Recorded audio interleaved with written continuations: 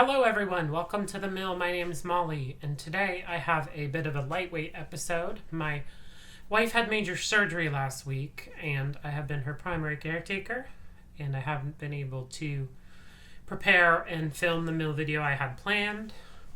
So I thought what I could manage was to sit here and tell a little story about how I fell in love with Stonemaier games. So I got into board gaming.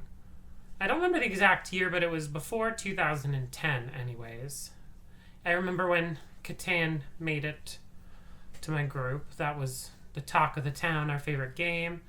It was my favorite game at the time. It was very much a time of Catan and Carcassonne and Ticket to Ride and Power Grid, Acquire. That's when I got into board gaming. That was what my first collection looked like. In about 2015, I went through maybe 2012 actually. Years get lost on me. I went through a big life calamity that I don't want to further discuss, but I lost my entire board game collection, except for that box of Catan, which I still have somewhere on my shelf. It's behind me somewhere anyway, with all the expansions crammed into one little box. Losing my board game collection devastated me, and I had decided I would just not be into board gaming anymore. Board gaming hadn't fully exploded like it had now, so it was harder to find groups of people who wanted to play anyway, unless you wanted to play Catan. And so for a few years I stopped playing board games, and I was soured on them and the experience a little bit, until I moved back to my hometown and started hanging out with a childhood group of friends who had a board game night every Friday. And we would play games. They were reintroducing me to the 2010 or 2012 to 2016 world I'd missed a little bit. And one of the games we played was Scythe. And Scythe blew my mind. I loved everything about it. I loved that.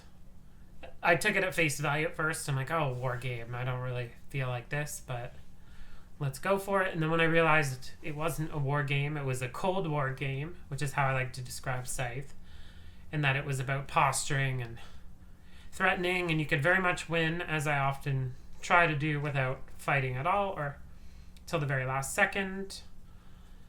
I was enamored with the theme. I wanted to Google the 1920 plus universe. I wanted to learn it all. Two things I wanted to mention that really stuck out with me as Scythe as something special was, and they seem kind of silly, but they really were just things that mattered to me. One was the achievement sheet. In the years where I stopped playing board games, I got into video games, and I was a bit of an achievement collector in video games. And the achievement sheet in Scythe blew my mind. I was like, here we go. The best of video games in the board game world. And honestly, to this day, if any board game I opened had an achievement sheet, I would be happy. They don't quite get as filled out as regularly as collecting in a video game, but they are always something that adds to the experience for me, and was very happy with that. The other thing, and it might seem small, but in my return to the board game world mind, where I wasn't into Kickstarters yet, the fact that there was a mysterious purple and green faction space on the board really intrigued me. I wanted to know more immediately. I wanted to dive in. I wanted to collect the expansions, because you better bet that I went and purchased Scythe after playing my friend's copy. The Scythe I still have today, although it's in the legendary box now. So I loved Scythe, but I wasn't attached to the Stonemaier brand yet at this point. I just had played a game I loved, and I didn't look into the publisher or the designer. But then we started, as our warm-up on this game night, playing Between Two Cities, which had just come out. And it was our, let's play a Between Two Cities while we talk about what other game we're going to play kind of thing. We really enjoyed shuffling up using it to shuffle up the seating orders and then keeping those seating orders for game night to help not always sitting beside the same person. We really like Between Two Cities a lot, and that is when it really kind of clicked to me that like Stonemaier makes good games. Like the quality of this game, the tiles, is really nice. My friend at this point was convincing me to play Viticulture, which I was a little hesitant to play as I had been overcoming substance abuse problems and I didn't want to get into a wine-themed game. But I did so, and I found it honestly a quite pleasant experience. I've since been in a much better place. It's become one of my favorite games. I don't have those challenges in life anymore that would hinder me at all. Obviously, I have I'm mirrored. I have the wine box. Love Viticulture, but for me, so far, the formative two were Between Two Cities and Scythe.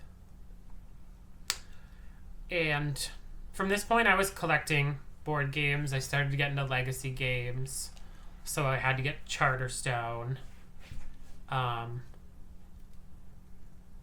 And when Wingspan came out, and I collected this new Stonemaier game, because at this point I was collecting the Stonemaier games, but I still wasn't a total fangirl. Like, I just was like, this is a good chance at a good game. I'll look into it and see if it's for me.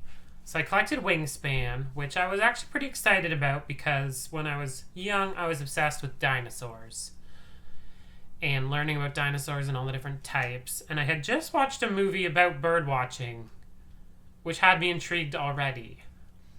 And so I was pretty excited when Wingspan came out. And once I got that and played it, I was just all in. I started following Stonemaier online, started anticipating what was coming up in the future instead of just getting excited by what I saw. I started watching the live casts every week and really enjoying and interacting. I started recognizing the names that came up in the live cast, like Carol and Susanna. And then when the Discord opened, I was able to just fully immerse myself and make huge friendships. So I truly met Carol on the Discord. We were two people who, right when it opened, we joined and met everyone, played games together. We got to geek out together and really just go all in. Sorry, I'm a little... When I was in the Discord and helping out, and I applied to be a mod because I had experience running a LGBT Discord before that, so I knew how Discord worked, which I am not a technological person, so that was very lucky of me that happened. I really just enjoyed my time there. I started daily chatting in the Stonemaier Discord, which I can't praise enough. That place is great.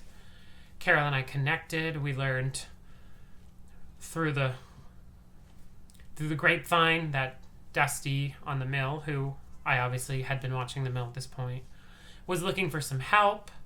And I'm sure you can tell from my early videos, was camera shy as heck, and I did not think I would be good at it.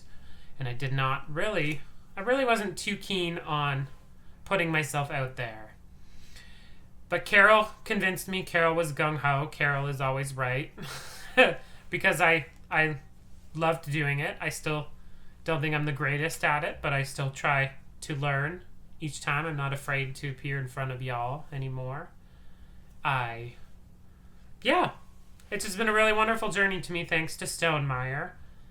And because of the mill, I've been able to collect every Stonemaier game. And because my wife respects the work I do on the mill, I'm able to convince her to play them all with me. I'm just kidding. She loves them as well. She's appeared on a few videos, and we have plans in the future to include her on more. I live in a small apartment and have just this dedicated space behind me to board games. And I try to keep the middle row all Stonemaier. And that was very attainable at first, and now it is spewing off on the sides. And Charterstone I put up top. And, actually I have Rococo in the middle for now, but anyways, Finspan and Wormspan are on the side. The Stonemaier collection has been exploding, and just Jamie's really good. We share similar taste in games. He's really good at choosing to publish games that work for me. And as a strong thematic and component gamer, I'm always very happy and excited to see what's coming and to play and get my hands on them. So that's kind of my story with Stonemaier games and board gaming in general.